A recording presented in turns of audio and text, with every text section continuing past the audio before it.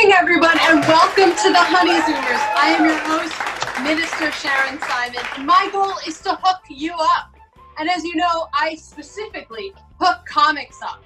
And it's hard. When a relationship is over with a comic, you have to be really, really clear. Otherwise, they're going to end up blowing the light. There's a quick way out. Quick, very quick. Just cough a bunch, and then you're going to be forced to self-quarantine for 2 weeks. And when you come back, your comic boyfriend will have found a new sofa to crash on. Oh. You know, comics, we all live for laughter, right? And we hate being criticized. So I have a really special episode for everybody tonight.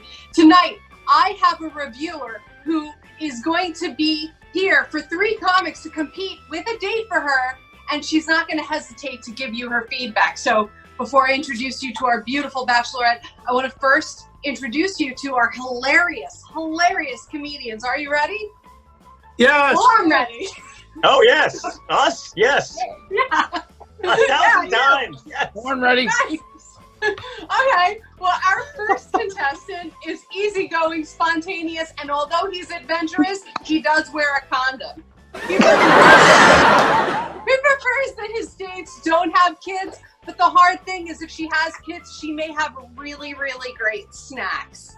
And as he tours the country performing comedy and opening for rock bands, he dates, except for in Seattle because he really doesn't like the rain. Please welcome contestant number 1.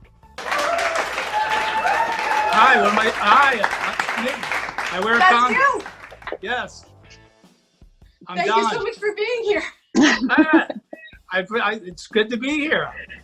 I'm excited. We're gonna have fun, and Joan looks lovely tonight. And I must say, I'm a little upset that she's not in the bathroom anymore because, well, I'll just come out and say there is something oddly sexy about a woman sitting on a toilet. I don't know what it is.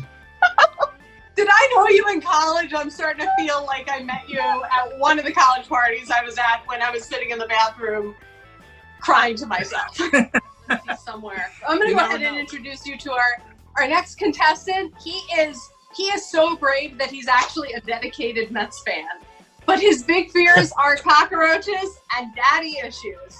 He cooks like a chef, and he is an astounded student in pornography. Please welcome contestant number 2.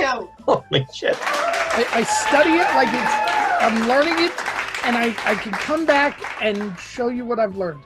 That's my whole reason for watching 8 to 14 hours of porn per day, every day, except Tuesdays when I have therapy. The rest of the time. I remember that, like, the big classic porn movie, The Devil and Mrs. Jones. Is that what it's called, where the woman has sex with a plate of fruit? Yeah. And here's the whole thing. I've gone through all of the current porn, so I'm on retro porn. So if you have not shaved during COVID, that's fine. I'm prepared for it. Like 70s style? Like if you're sporting a full fro down there, I'm good. That whole basement background just screams, I don't care if you shave. That sounds like somebody who had sex with a plate of fruit recently. Maybe a mango. I like mangoes. A mango? That's huge.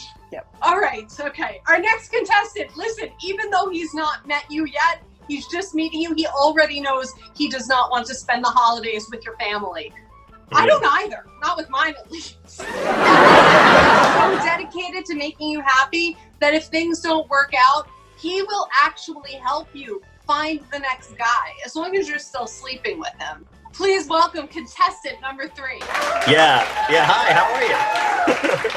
Yeah. If you don't think it's gonna work out between us, we can still fuck, and I'll help you look for somebody else. I'm really good at finding my ex's other men. So. Have you done that? No. I just mean like I'm a good gateway drug to like it's like other, a really, really. So you're weed. You're weed. I'm weed. Yeah, exactly. I like weed. I'm weed for women who want to find somebody with more money. As you know, she is a professional blogger, reviewer, and copywriter. She has many rooms, including a bathroom that she hangs out in. But listen, move over if you're not into oversharing at a dinner party, because she's really, really not into small talk. Are any of us? No, not. So it all works out. And listen, the most intimate, personal thing you can do during COVID, she does on the first date, touching someone else's face. She also has a very unique talent for wiggling. Please welcome Joan Conklin. Hi, Joan. Hey. Hi. Hey. What's up? I think our contestants are really excited to meet you, so I'm going to go ahead and cut to the chase because I don't like... I'm going to ask porn guy. All right. Question number 1. I've done enough wild things that I can be hard to get a reaction from. So I dare you. Tell me something you've done that would shock me. I'll let you know if it worked. So when I may or may not have yet been 18 when this happened, but a girlfriend and I wanted to be adventurous and have sex someplace unusual. So there is a cemetery in Brooklyn that digs the graves at night and leaves them open till the morning. We broke in after they dug the graves, and instead of making love in the cemetery, made love in the plot. Whoa. And then I got out, and she could not. As try as I tried, she could not get out of the 6-foot hole, and I actually had to go and get help to get her out of the grave hole. So you had to let someone know what you were doing. You had to be like, Oh, yeah. me and my girl, we're having sex in this plot. Tell me something that would shock me. Well, other than I just peed in an empty beer bottle while John was telling his story. Okay. I was once having sex with John's girlfriend in a grave, and she started to wiggle, and we created wiggle cemetery porn, and the story writes itself. Shocking. I was having a conversation with somebody the other day, and we were totally opposite politically. We talked for like an hour, and nobody, we were still friends at the end, and nobody got mad. Oh, wow. That's pretty shocking, right? Yeah. It would be even more shocking if you did it on Facebook. Was it on Facebook? No, I only put obituaries on Facebook. I argued. Contestant number 3. How would you make our relationship work? None of you seem to make relationships work anyway. But that's my question. What would you do? Comics. Wow. All 3 of them have blatantly said, okay, yeah, it's your I'm fault, not going to make it Sharon, work with for that bringing attitude. me Holy here. shit.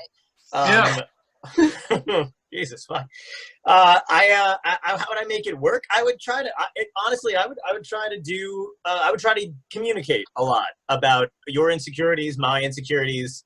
Apparently I don't have any. But I would do something, to that effect, and make sure that we both understood, that when I was on the road, I'd keep in touch. I'd make phone calls, I always respond to text messages. I'm quick with that. I don't ever leave anybody hanging. That's why you have so many ex-girlfriends texting you when their boyfriends or husbands aren't around. They're like, oh, let me text my ex-boyfriend John. Really? I like to think of it as more of a service I provide. Especially when they've hit the 3-year mark, because that's like the first year is just full on fucking, and then the second year is when you're still fucking, but you meet your family and the friends and shit. And then the third year is like, holy shit, are we still dating? Do we even like each other? And then they kind of figure out if they want to leave. And that's when I swoop in and help figure that out. I wonder if my husband knows this pattern. Why, has it been 3 years? Almost, yeah. Yeah. I like how you Cool. pretend it's 3. I like how you pretend it's 3 years instead of 3 months, John. I was trying to be optimistic. I'm going to ask contestant number 1, if I was alone in your place, what would I want to steal? Probably my heart.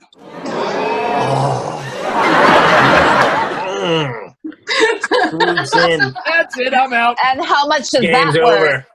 And it would be so on fire that you'd have to call your old fire department to come and try to put it out, but even they wouldn't be able to do it. Wow. Go home, Jim and John. I won this motherfucker. Contestant number 3. Yeah. This is a good one. I know, too. What would I steal from your place, and how would you punish me?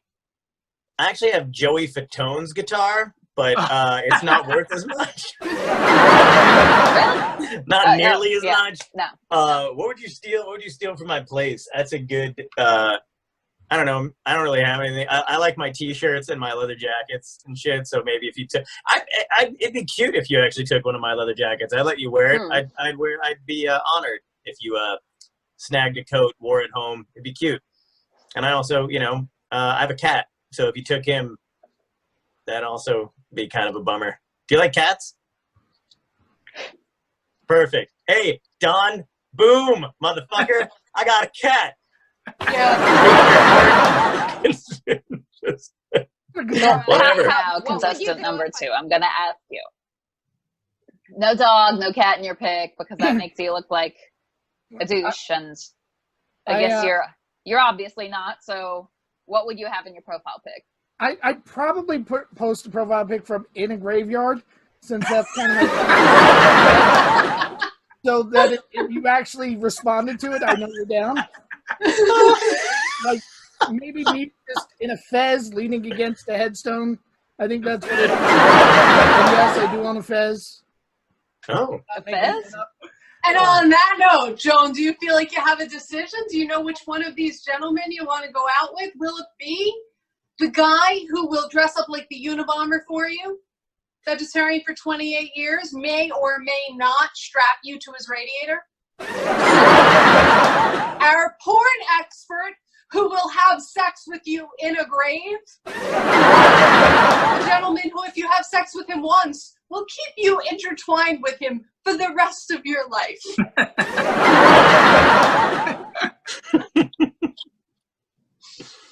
Sounds clingy. None of us sound good. No. No.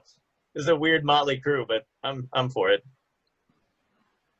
I would try something different, but Oh, thank you so much, everybody, for joining us on the Honeyzoomers. And remember, just because you're home alone doesn't mean you have to be lonely.